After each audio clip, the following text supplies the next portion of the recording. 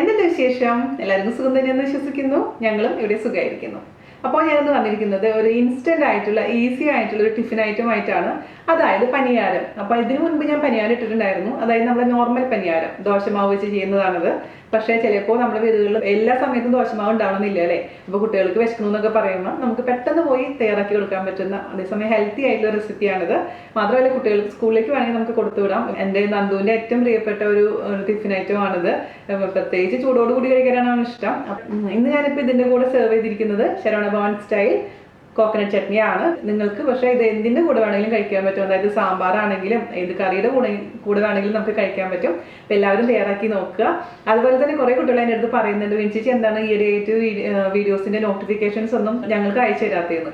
ഞാനല്ല നോട്ടിഫിക്കേഷൻസ് അയക്കുന്നത്, അത് യൂട്യൂബ് തന്നെയാണ്. നിങ്ങൾ സബ്സ്ക്രൈബ് ചെയ്തിട്ടുണ്ടെങ്കിൽ, അത് മാത്രമല്ല ബെല്ലിൽ ഓൾ എന്നുള്ള ഓപ്ഷൻ ക്ലിക്ക് ചെയ്തിട്ടുണ്ടെങ്കിൽ തീർച്ചയായിട്ടും നോട്ടിഫിക്കേഷൻസ് വരും. അതൊന്ന് ചെക്ക് ചെയ്യാൻ മറക്കരുത് കേട്ടോ. അല്ലെങ്കിൽ ഞാൻ പറഞ്ഞ പോലെ തന്നെ ഇടയ്ക്കിടയ്ക്ക് ഒന്ന് കയറി നോക്കൂ, ചേച്ചി എന്തെങ്കിലും ഇട്ടിട്ടുണ്ടോന്ന്. ഞാൻ ആഴ്ചയിൽ ഇപ്പോൾ ഒരു 5 ദിവസമെങ്കിലും വീഡിയോ ഇടുന്നുണ്ട്. അപ്പോൾ പറഞ്ഞ പോലെ ചെയ്യൂ.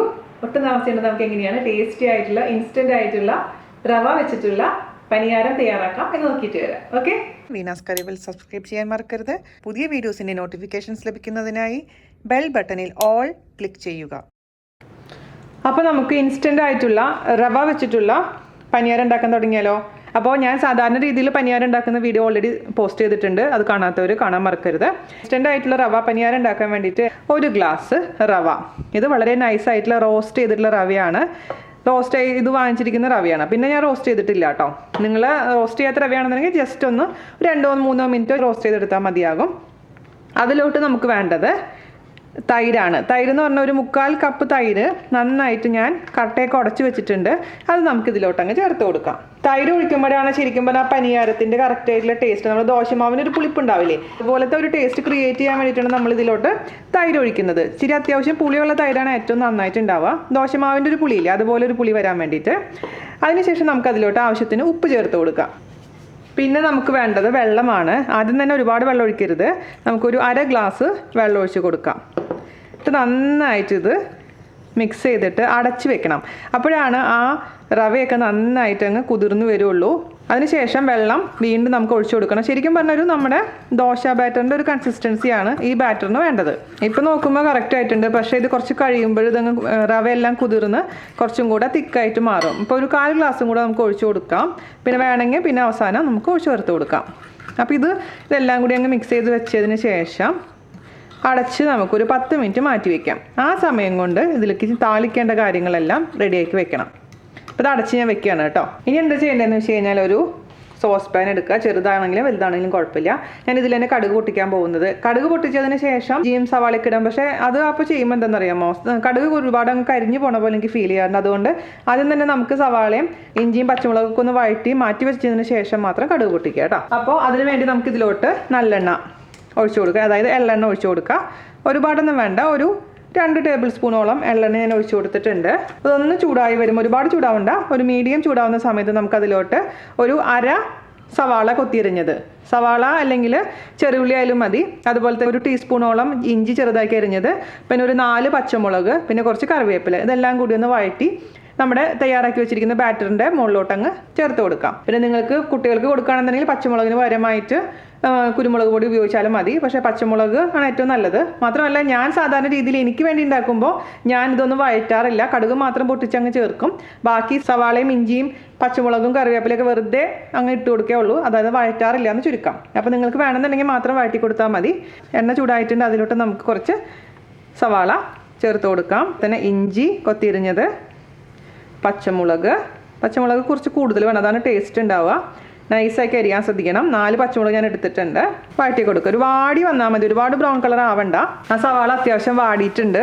അപ്പോൾ എണ്ണ ഒഴിവാക്കിയിട്ട് പതുക്കെ നമുക്ക് വഴറ്റിയ സവാളയും പച്ചമുളകും ഇഞ്ചിയൊക്കെ നമ്മുടെ മാവിലോട്ട് അങ്ങ് ചേർത്ത് കൊടുക്കാം. ചൂടോടുകൂടി ഇടുന്നതുകൊണ്ട് കുഴപ്പമൊന്നുമില്ല കേട്ടോ. സെയിം എണ്ണയിൽ തന്നെ കുറച്ച് കടുക് ഇട്ട് കൊടുക്കും. ഒരുപാട് എണ്ണയും വേണ്ട, വേണമെങ്കിൽ കുറച്ചും കൂടെ എണ്ണ ഒഴിച്ച് കൊടുക്കാം. ഒരുപാട് കടുകും വേണ്ട കേട്ടോ. ഒരു 1/4 ടീസ്പൂണുള്ളവർക്ക് കടുക് ഇട്ട് കൊടുത്താൽ മതി. അതിന് ശേഷം അതിലോട്ട് കറിവേപ്പില ഇട്ട് കൊടുക്കാം. അതും കൂടെ ഇതിലോട്ടങ്ങ് ഒഴിച്ചു കൊടുക്കുക. നന്നായി മിക്സ് ചെയ്ത് കൊടുക്കുക. ഇനി ഒരു 5 മിനിറ്റും കൂടെ ഇരിക്കട്ടെ. അതിനുശേഷം നമുക്കങ്ങ് കുക്ക് ചെയ്തെടുക്കണം. അപ്പോൾ 5 മിനിറ്റ് കൊണ്ട് കഴിഞ്ഞിട്ട് നമുക്ക് വെള്ളത്തിൻ്റെ കൺസിസ്റ്റൻസി നോക്കിയിട്ട് വേണമെന്നുണ്ടെങ്കിൽ മാത്രം എക്സ്ട്രാ വെള്ളം ചേർത്ത് കൊടുത്താൽ മതി. ഇപ്പോൾ മൊത്തത്തിൽ ഇതുവരെ ഞാൻ 3/4 ഗ്ലാസ് വെള്ളമാണ് ചേർത്ത് കൊടുത്തിരിക്കുന്നത് കേട്ടോ. അപ്പോൾ ഒരു 15 മിനിറ്റ് മൊത്തത്തിൽ ഇത് മിക്സ് ചെയ്ത് വെച്ചിട്ടുണ്ടായിരുന്നു. ഇതിലോട്ട് വേറൊരു കാര്യം ആഡ് ചെയ്യാൻ മറന്നുപോയി. കുറച്ച് കായത്തിൻ്റെ പൊടി, ഒരു 1/4 ടീസ്പൂണോളം കായത്തിൻ്റെ പൊടി ഞാൻ ചേർത്ത് കൊടുത്തിട്ടുണ്ട്. കായത്തിൻ്റെ പൊടി ഉണ്ടെങ്കിൽ വളരെ നന്നായിരിക്കും, ഇല്ലെങ്കിൽ കുഴപ്പമൊന്നുമില്ല. ഇപ്പോൾ ഈ കൺസിസ്റ്റൻസി കണ്ടോ, കറക്റ്റ് ആയിട്ടുണ്ട്. അപ്പം 3/4 ഗ്ലാസ് വെള്ളം തന്നെ മതിയാകും. അതായത് നമ്മുടെ ഒരു ദോശ ബാറ്ററിൻ്റെ കൺസിസ്റ്റൻസി കേട്ടോ. അപ്പോൾ ഇതിൻ്റെ ടേസ്റ്റ് ഒന്ന് നോക്കട്ടെ. എന്തെങ്കിലും കുറവുണ്ടെങ്കിൽ ചേർക്കാൻ മറക്കരുത്. ഇതെല്ലാം പാകത്തിനാണ് കേട്ടോ. എരിവെല്ലാം ഉണ്ട്. ഇനി നമുക്ക് ഉണ്ടാക്കിയെടുക്കാം. അതിന് വേണ്ടി നമുക്ക് ഒരു കുഴിയപ്പത്തിൻ്റെ പാൻ, നമ്മൾ പറയാം സാധാരണ ഇത് കുഴിയപ്പത്തിൻ്റെ ചട്ടി എന്നാണ്, അല്ലെങ്കിൽ പനിയാരത്തിൻ്റെ ചട്ടി എന്ന് എന്ത് പറഞ്ഞു കഴിഞ്ഞാൽ കുഴിയുള്ള ഒരു ചട്ടി, അത്രേ ഉള്ളൂ. നമുക്ക് ഇത് ചൂടാക്കാൻ വയ്ക്കുക. അതിലോട്ട് അല്പം എണ്ണ ഒഴിച്ചു കൊടുക്കുക. നമുക്ക് നല്ലെണ്ണ ഉപയോഗിക്കാം, അല്ലെങ്കിൽ വെളിച്ചെണ്ണ ഉപയോഗിക്കാം, സൺഫ്ലവർ ഓയിൽ ഉപയോഗിക്കാം. ഏതെണ്ണയാണ് നിങ്ങളുടെ കയ്യിലുള്ളത് ആ എണ്ണ ഉപയോഗിക്കാം കേട്ടോ. ഒരുപാട് എണ്ണ ഒഴിക്കാൻ പാടില്ല, കുറച്ച് ഒഴിച്ചു കൊടുത്താൽ മതി. ഒരു 1/2 ടീസ്പൂൺ വീതം എണ്ണയാണ് ഞാൻ ഒഴിച്ചു കൊടുത്തിരിക്കുന്നത്. ഒന്ന് ചൂടാവട്ടെ. മീഡിയം ചൂടാവുന്ന സമയത്ത് നമുക്കിതിലോട്ട് ഓരോ ടേബിൾ സ്പൂൺ മാവ് കോരി ഒഴിക്കാം. നിങ്ങൾക്ക് കറിവേപ്പിലയ്ക്ക് പകരമായിട്ട് മല്ലിയില വേണമെങ്കിൽ ഉപയോഗിക്കാം കേട്ടോ. എനിക്ക് പിന്നെ മല്ലിയില പൊതുവെ വലിയ താല്പര്യമില്ലാത്തതുകൊണ്ടാണ് ഞാൻ മല്ലിയില ഉപയോഗിക്കാതിരുന്നത്. എണ്ണ മീഡിയം ചൂടായിട്ടുണ്ട്. നമുക്കതിലോട്ട് ഓരോ കുഴിയിലോട്ടും മാവ് ഒഴിച്ചു കൊടുക്കാം. മാവിൻ്റെ അളവ് ഒരുപാട് അങ്ങ് കൂടാൻ പാടില്ല. ഒരു 3/4 ഭാഗം നിറയുന്ന പോലെ ഒഴിച്ചു കൊടുത്താൽ മതിയാവും കേട്ടോ.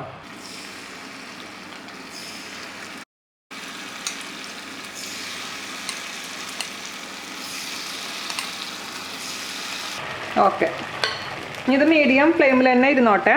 നമുക്കിത് അടച്ച് വെക്കണം. അടച്ച് വെച്ചിട്ട് ഇത് കുക്ക് ചെയ്യുക. അതിന് ശേഷം അപ്പോൾ താഴത്തെ ഭാഗം നല്ല ഗോൾഡ് കളർ ആയിട്ടുണ്ടാവും. അതിന് ശേഷം നമുക്ക് തിരിച്ചിട്ട് വീണ്ടും കുക്ക് ചെയ്യണം കേട്ടോ. നമുക്ക് തിരിച്ചിടാറായോ എന്ന് നോക്കാം.